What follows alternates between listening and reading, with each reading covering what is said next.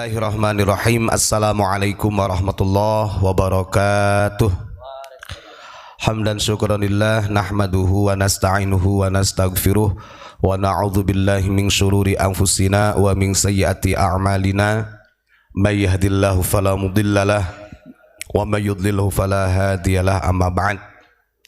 Hadratil kiram, para alim, para ulama, sesepuh bini sepuh, wabil khusus Abuya Mama Ghufran Al-Bantani beserta keluarga, dan juga tidak lupa Raisul Ma'had Gus Asep Saifullah dan seluruh jajaran pengurus Pondok Pesantren Unik Nusantara Pancasila, seluruh jamaah yang hadir, yang menyimak di live streaming ini. Mudah-mudahan kita semua mendapatkan rahmat dan ampunan dari Allah Subhanahu wa taala. Alhamdulillah, pada malam hari ini kita masih diberikan kesempatan umur oleh Allah. Jadi kalau kita lihat di bangsa kita ini sangat-sangat banyak orang-orang yang memang pandai di dalam hal keilmuan, baik di bidang ilmu Al-Quran, Al-Hadis, tafsir dan lain sebagainya. Apalagi alumni dari Timur Tengah di kita itu. Memang kadang-kadang kalau orang-orang yang mengambil ilmu dari Timur Tengah ketika dia balik ke Indonesia, ini ada perubahan yang sangat kuat secara pola pikir dan istilahnya ideologinya. Bagaimana tidak gitu kan. Nah, ini Ustaz Mujib juga, beliau salah satu dulu pernah di Riyadh ya. Beliau gini-gini juga LC. Tapi ya alhamdulillah. Enggak, artinya Ustaz Abdul Mujib ketika pulang dari Riyadh ini ya dipertemukan dengan Abuya Mama Ghufran. Tidak terkontaminasi dengan paham-paham. Begini, kita tahu di Al-Azhar itu ada yang mana lembaga disebut dengan Ikhwanul Muslimin di Mesir itu. Ikhwanul Muslimin ini hebatnya, jadi rektor-rektor ini merekrut dari mahasiswa-mahasiswa, para pelajar ini untuk memfundamentaliskan Islam. Dalam sesuatu segala hal harus Islami begitu. Sehingga inilah mulai cikal bakalnya faham-faham radikalisme ini mengakar ke Nusantara, ke berbagai dunia, termasuk khususnya kepada universitas yang ada di kita. Kan itu target besar. Sehingga kalau dari alumni-alumni luar gitu kan, mau itu alumni dari Tarim, alumni dari Ummul Qura, kalau sekarang kita samakan, mau alumni dari mana sajalah, Al-Azhar, itu kalau sudah balik ke Indonesia,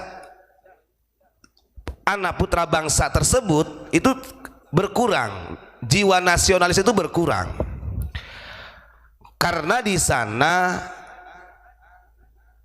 pelajaran-pelajaran yang di sana itu beda aja seperti yang zaman dulu gitu. Kalau sekarang itu, kalau zaman dulu ya ulama kita masih banyak yang standby di Timur Tengah, artinya sangat-sangat terawasi.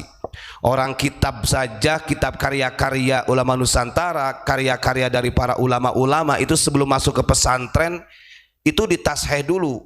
Salah satu di antaranya pentasinya itu adalah Kiai Haji Ahmad Nahrawi Muhtarom yang diba'alawikan sama Bapak Lutfi bin Yahya. Hapunten, sanes teh hormat, hapunten, hapunten. Nah, ini kan sangat ironis ya. Jadi ketika, maka kalau sekarang kenapa pesantren-pesantren kadang-kadang yang ada di kita sendiri pun sudah keluar dari pesantren juga nasionalisnya kurang. Ya karena memang banyak pendiri-pendiri pesantren yang mengelola ini adalah alumni-alumni dari Timur Tengah.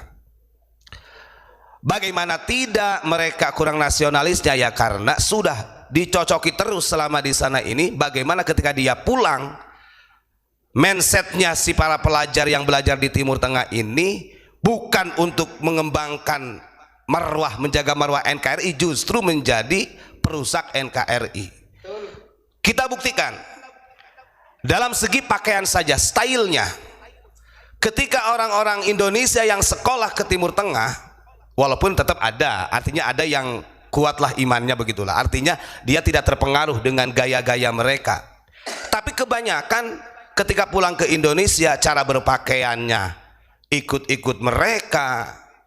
Bahkan yang lebih ironisnya lagi, ada tuh, saya pernah ada salah satu orang yang karena lama katanya belajar di Tarim, itu ngomong sama orang tuanya itu Pak, sudah gak orang Sunda padahal Pak, saya punya salah satu balik ke daerah Jawa Barat itu seakan-akan ngomong bahasa Sunda, nggak mau aja sama orang tua. Ya anak ente aja. Ini harusnya jangan sampai melupakan purwadaksi ini. Kalau lamun orang Sunda kudu nama paham karena pepatah orang Sunda. Kenlah belajar Indonesia, belajar bahasa Arab silahkan, nggak apa-apa. Tapi ketika sampai ke Indonesia, apalagi dengan orang tua, belajar bagaimana mengembalikan bahasa etika kita kepada orang tua. Masa sama orang tua mau manggil ente, anak ente gitu kan? Nah ini ironis sebenarnya. Maka betul kalau kita lihat kenapa orang bondong-bondong ingin sekolah di Tarim, bahkan difasilitasi dengan adanya istilahnya beasiswa. Itu sistem mereka Pak. Padahal kalau kita lihat Habib Umar bin Hafidh yang Anda katakan sebagai Qutbul Ghaus zaman ini, wallahu alam, katanya saya nggak tahu. Oh ini ya salah download aplikasi ini kayaknya. Yang katanya setiap malam Jumat didatangi oleh Rasulullah, katanya dia ini mengambil sanadnya Kutubus Sittah, Habib Umar bin Hafidh itu kepada ulama Nusantara. Siapa lagi kalau bukan kepada Kiai Haji Ahmad Yasin Al-Fadani.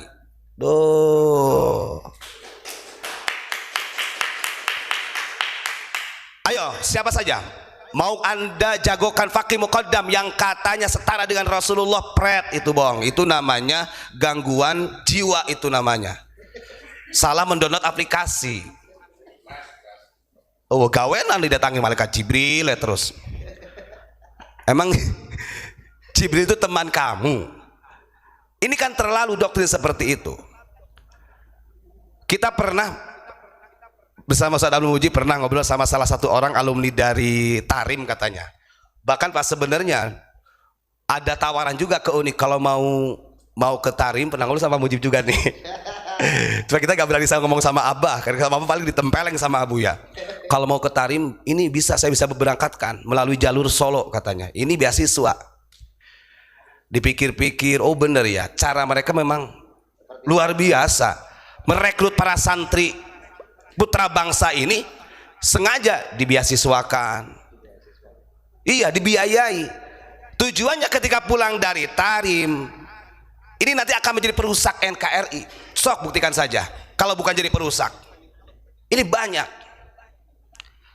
Ya sekarang contoh kemarin seperti Al Ustadz Abdul Somad. Beliau ini orang alim, orang pintar banget, sangat pintar. Beliau alumni Sudan, juga di Ummul Qura katanya pernah.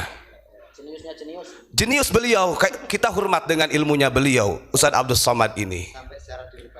Tapi ketika dia memahami sejarah Nusantara, dia nggak mau bertanya dulu, mengkaji dulu, bertanya dulu, observasi dulu dengan orang-orang pelaku sejarah yang punya manuskrip sejarah yang betul-betul tentang Nusantara. Nggak mau dia. Sehingga keluarlah dari mulutnya Ustadz Abdul Somad, kalau tidak ada habaib, Indonesia masih dijajah Belanda. Oh, justru kalau tidak Anda campur tangan habaib, kalau tidak ada mufti Batavia pada waktu itu dan anak buahnya, justru pemerintahan Hindia Belanda sudah hengkang lebih duluan itu. Karena kuatnya itu karena ada dari klan Ba'alawi yang direkrut di pemerintahan Hindia Belanda. Itu sejarah nyata loh. Masa mau kita buka lagi manuskripnya? Bagaimana ketika Habib Ismail Al-Attas, ketika dia diperintahkan oleh Mufti Batavia membacakan doa untuk Ratu Hilmina di regensinya Pasuruan dan Malang, orang Indonesia amin-amin saja karena bahasa Arab dikiranya doa, padahal mendoakan Ratu Hilmina. Khianat itu. Maka saya katakan, mau itu alumni dari Timur Tengah dari mana saja, kalau kembali ke Indonesia maka tidak menjamin keilmuannya akan betul-betul mengangkat martabat bangsa Indonesia. Gak menjamin. Khawatir sebenarnya kalau kita ketika banyak orang alim puluhan tahun belajar di Timur Tengah, jangan sampai kita ini digolongkan seperti dalam ayat Al-Quran ini. Kenapa saya baca ayat Al-Quran ini? Ini adalah salah satu karya dari Abu Yamamah Ghufran, Al-Muhimmat fi Tafaquhid Diniyah wal Wataniyah, supaya kita memahami agama dan bangsa secara utuh. Nih, Allah Subhanahu wa taala berfirman dalam Al-Quran, jangan sampai harta sudah habis banyak untuk mencari ilmu, tapi untuk membela NKRI yang utuh tidak bisa. Coba bongkarlah. Kalau mau buka-bukaan Robito Alawiyah secara ADART-nya silahkan buka. Organisasi ABI silahkan buka. Petanisia silahkan buka ADART-nya. Kalau hanya sekedar mars, sekedar ucapan, oh kami NKRI, ya sekarang NKRI, gak tahu kalau kedepannya jadi NKRB, bisa jadi. Sekarang negara kesatuan Republik Indonesia, 20 tahun, 30 tahun, 40 tahun ke depan, nasib anak cucu kita jadi NKRB, negara kesatuan Robito, bukan Republik Alawi itu, NKRB. Wah, pret itu, perang dulu ini.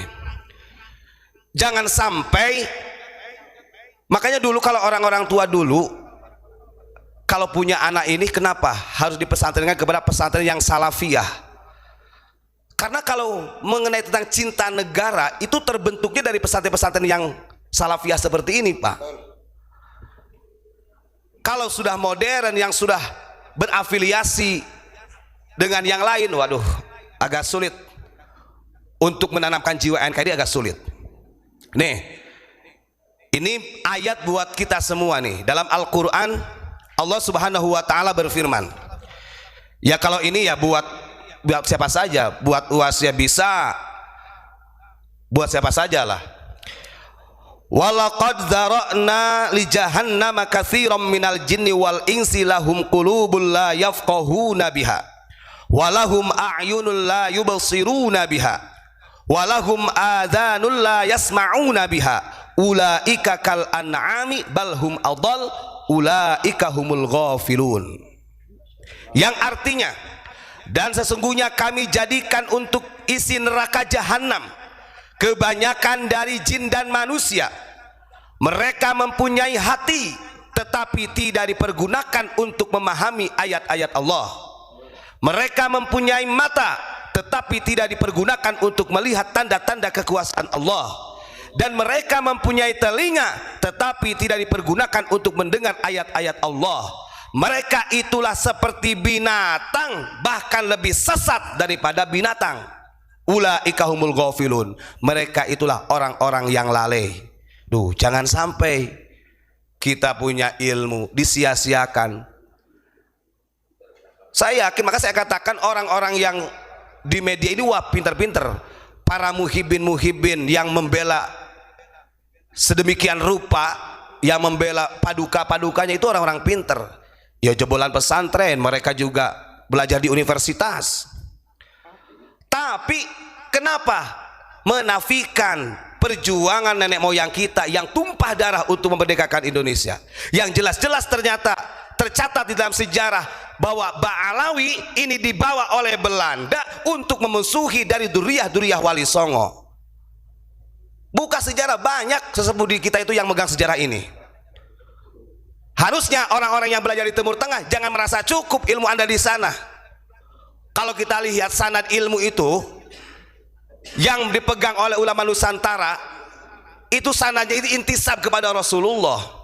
Sampai manhaj Syafi'i saja itu sampai kepada ulama kita. Ya buat apa kalau istilahnya hanya membanggakan dari ajaran-ajaran mereka, yang mereka justru tidak membela NKRI secara paripurna. Kita nggak terasa, gaya pakaian sudah dirubah, cara ngomong aja sudah dirubah. Kemarin waktu di Bandung itu ada yang ngancam ke Pak Mujib, ente jangan macam-macam sama aneh katanya. Wah, kita katakan saya bukan ente, saya itu aing gitu loh. Aduh, karena mereka bisanya begitu, kalau nggak mencaci, mengancam. Karena nggak punya data, nggak punya ilmiah.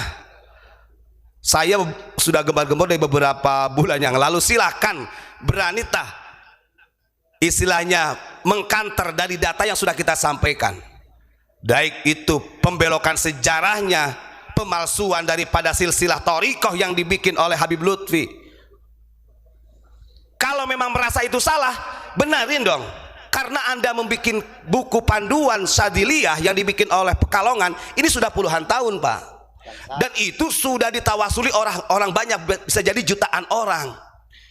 Sementara tawasulnya salah, silsilahnya salah karena dihabaibkan, padahal itu orang Nusantara. Rubah dong, kan punya santri ya. Kalau tidak bisa merubah dengan sendirinya kan bisa nyuruh kepada asistennya rubah.